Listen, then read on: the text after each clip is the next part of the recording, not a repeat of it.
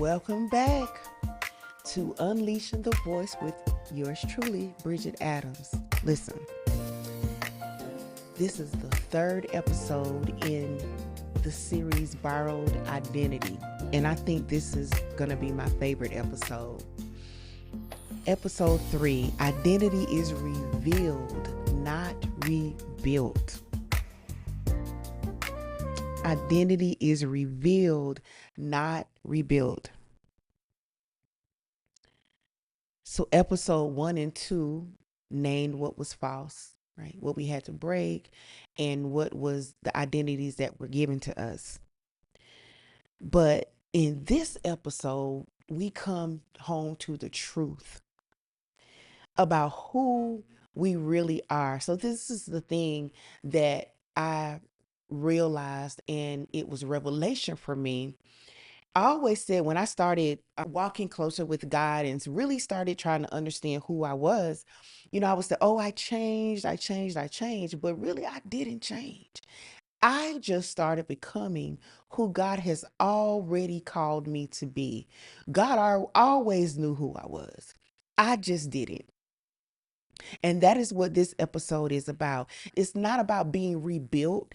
It's not about changing. It's not about rearranging yourself. It's about shedding those identities, shedding those false roles, shedding those labels to come back to who you are supposed to be, who God originally called you. Yeah, let's come on back to who God called you. Let's stop performing. Let's stop trying to be someone else. Let's just be who we're supposed to be, because guess what?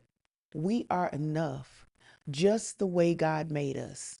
We are enough. And I'll tell you a quick story. I talked about this in episode 1, how because I didn't feel like I was enough, I used to just shapeshift. Literally would be in relationships and whatever and not be myself because I was going to be whoever that person wanted me to be, because I just didn't think I was enough. And what happens when you do that, you get this performance identity. You have another identity on top of everything else. Now you're performing. Now everything is, oh, did I do this right? You question everything that you do because you don't trust yourself. And I was in that season for a while performing and just worried about, was it good enough? Did I sound good enough? Because I sing. Some of you know me, they know that I sing. And that was one of the things that's always been really self-conscious about, because I didn't sound like other people. My voice was a little different. But I had to realize what God gave me is enough. And it sounds just the way it's supposed to sound. And I can remember whenever I would sing, it had to be perfect, right? It had to be perfect. If I missed a note, or if I missed a word, I would get distraught, because at that moment I was performing. And when you perform, you think that your performance has to be perfect. And I remember when God started breaking that identity off of me. And I remember one time I sang this song and I kind of went off script and I felt great about it. And I asked somebody about it, but God had told me, don't ask that person. You are okay. It was fine. Don't ask. It doesn't matter what anybody else thinks, as long as I was glorified. I did it anyway. And that really was like the last time I did it, because I didn't get the answer that I wanted. So now my feelings is a little, well, I ain't gonna say my feelings were hurt, because again, I was breaking out of that. I was like, whatever, God was glorified. But I realized in that moment that I don't need anybody else's opinion when I know that I did what I was supposed to do and that God was pleased and God was glorified. So it took a little while. And then one day, one Sunday, I had to sing, and that whole day was a mess from the morning to the afternoon. Music wasn't right, and it was a mess. And I was like, oh, well, God was glorified. I live to see another day. Then I realized, girl, and let me back up. If something like that would have happened before, I would have been replaying it in my mind the whole week and would have been feeling some kind of way. I would have felt sick to my stomach. My heart would have felt some kind of way. Like I would have been beating myself up. It would have taken me a week to get over that. That's performance. But when that happened, I said, oh, well, live to see another day. I even chuckled. I'm like, well, God, everybody, I'm not perfect. And I realized in that moment, you have shed that performance identity. And now, don't get me wrong. God is the God of decency and order, and I want you want to make sure that when you are praising him, doing whatever you need to do for him, you want to do it right. That's not what I'm talking about. I'm talking about beating yourself up because you didn't perform, you weren't perfect. God never called us to be perfect. He never called us to be perfect, but he did call us to walk with him. But the more we walk with him, the more he will perfect us, right? And so that's my story. I had to get past that performance identity, that doing it for somebody other than God. And so that started bringing me back to who I really am, and it grounded me. It really, truly grounded me. And it was with God. God helped me get through that. So I say that to say God doesn't rebuild us from scratch, right? He reveals what was always there before the world named you, before the survival strategies. There was always an original you, like I talked about before, as an original you. I know some of the things that I'm saying in these episodes might be repetitive, but you didn't become who you are overnight. One thing just didn't happen to you and you who you are. It happened over a period of time. So sometimes it takes repetition for you to get it in your mind, okay? And healing, like I said, it isn't becoming someone else. It is healing the wounds of your original self. It's unlearning the things that you've learned. It's the careful, sometimes slow process. It's a slow process of separating what was absorbed from what was always assigned. I spoke about this in some previous episodes about healing and how healing is not an easy thing. Just like I said, you didn't just become who you are, you didn't just get those layers. It took time for those things to form. So you can't expect healing is going to happen overnight. And just like I spoke about performance, the real you shows up not when you perform better, but when performance is no longer required. My story. And then your identity starts to return when your safety increases. And it's not weakness. Your true self could not surface in environments that required a costume. When you're required to be fake, when you cannot be who you truly are, you don't feel safe. So as your safety grows, the original emerges, right? And and as the original emerges, I want you to understand that you are not behind. You are not behind. God can meet you right where you are. And this is the arc of discipleship, right?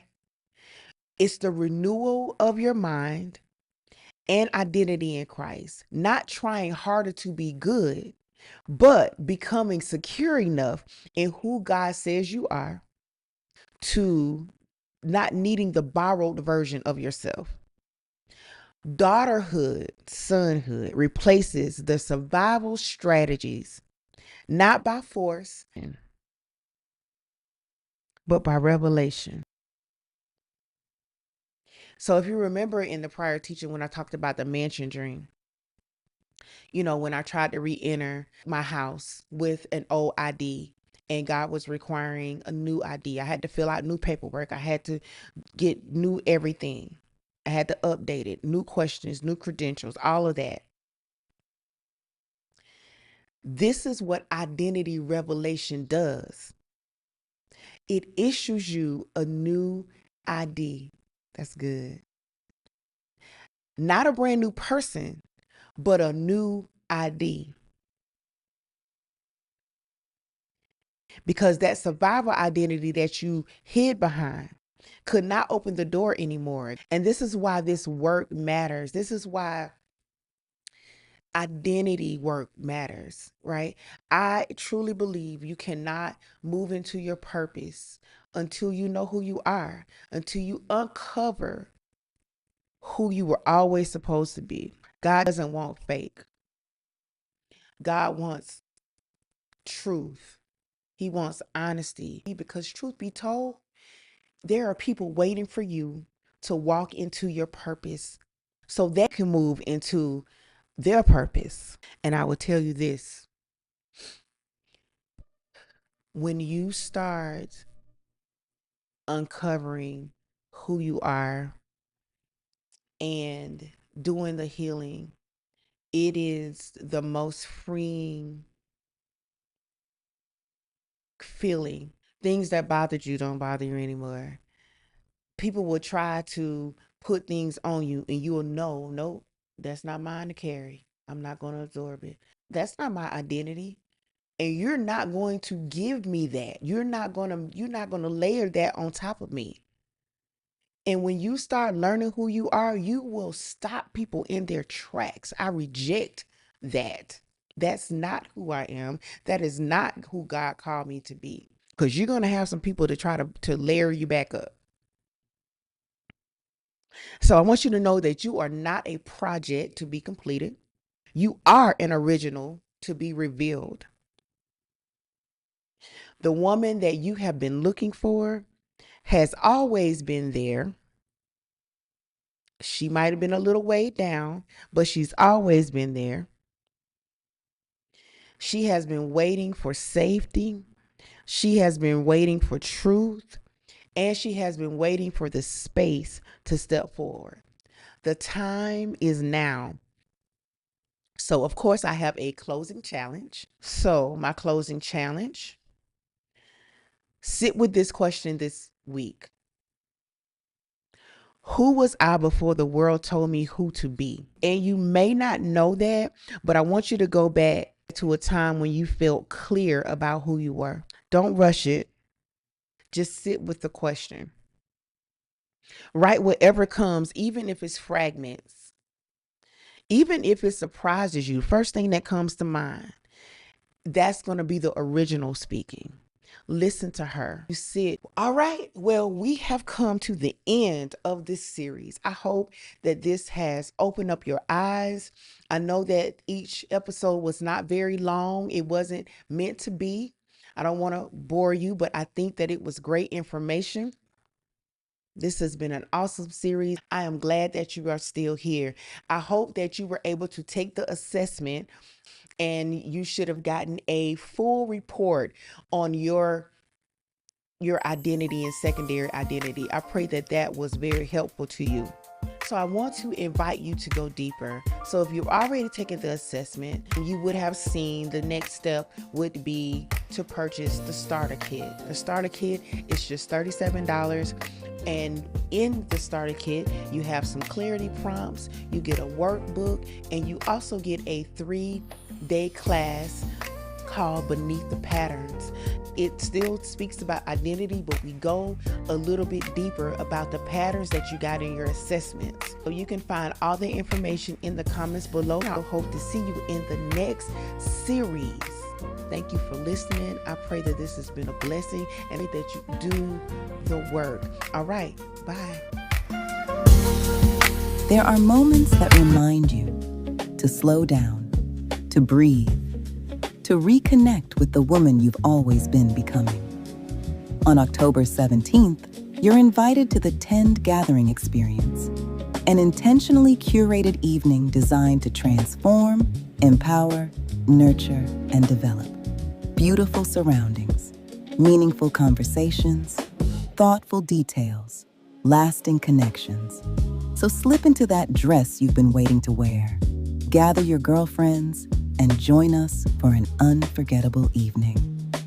The Tend Gathering experience. Come as you are. Leave refreshed, leave rooted.